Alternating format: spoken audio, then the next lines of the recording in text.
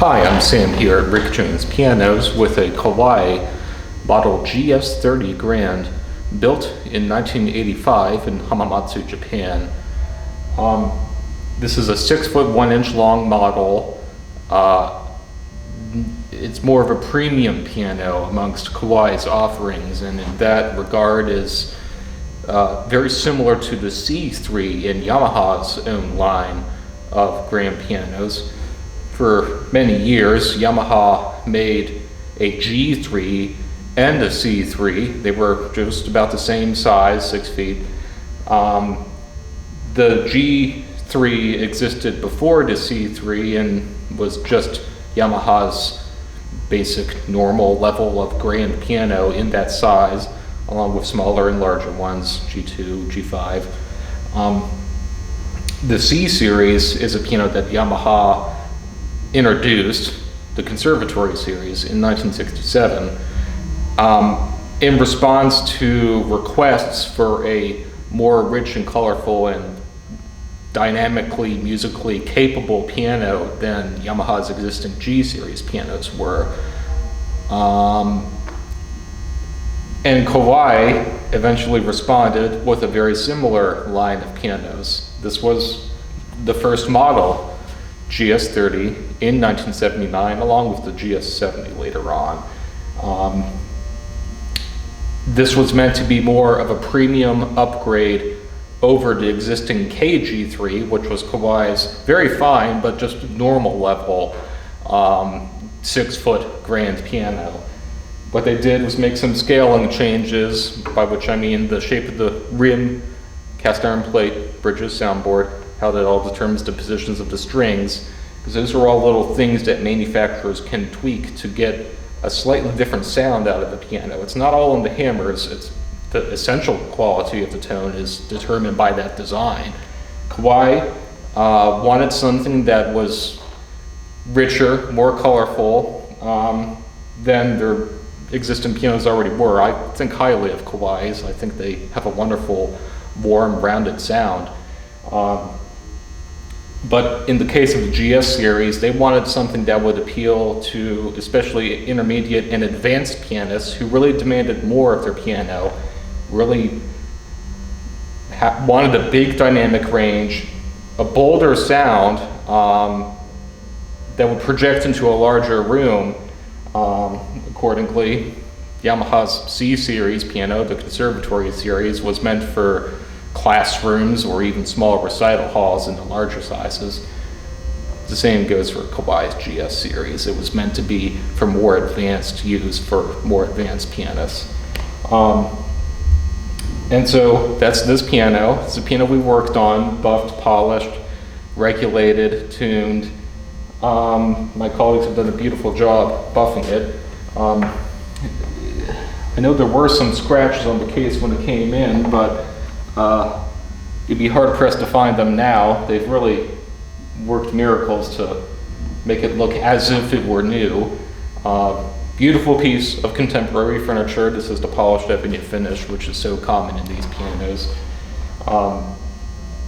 And musically, also quite rewarding. It has, I think, Kawai's well-known rounded tone, but it's a bit bolder when you play more loudly, which is precisely what this piano was designed to do, for more advanced repertoire and to fill larger spaces.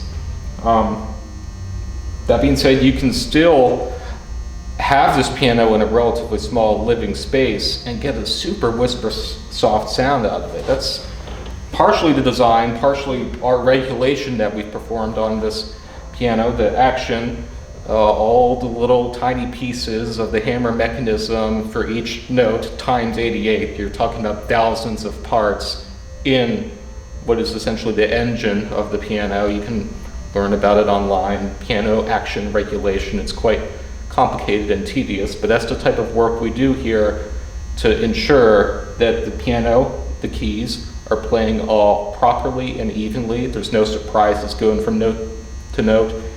And you don't get frustrated as a pianist when you're playing. That's often one of the deterrents for pianists who are, especially kids who are trying to learn. The keys don't all work because they ended up with some piano that's not in the best of condition.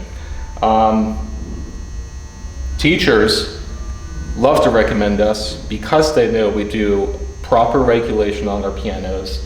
Teachers want their students to succeed because that keeps them coming back for piano lessons.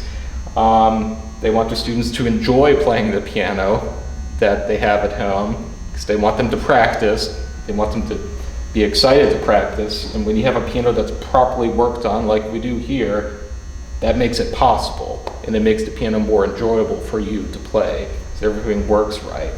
And we get the most that we can out of this piano. And I'm quite pleased with how much of a wide range this piano has. It's very big, very bold sounding when you play it loudly, but I was also able to get super whisper soft. Just none of the notes are lost. It's just a very delicate, soft sound. And that's precisely the type of thing that more advanced pianists would demand out of a piano. The type of thing that's hard to get out of any upright piano, and even many less expensive grand pianos. So premium grand pianos tend to be more capable in that regard, and this is another perfect example of that. Very satisfying to play in that regard. Kind of forgot to think about the tone and touch ratings. I'll call the tone a 5 on a scale from 1 to 10, from mellow to bright. 5 is a neutral rating, which is neither too much one way or another. Again, if you play this piano more loudly, you get a big, bolder, more brilliant sound, but it's not exactly bright. It still has, in my opinion, Kawai's characteristic warm, rounded sound.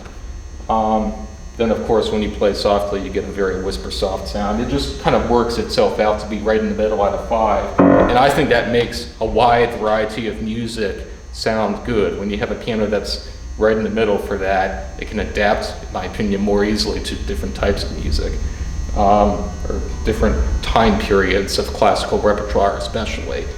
Since I know there will be classical pianists looking at these pianos, they're a favorite of classical teachers.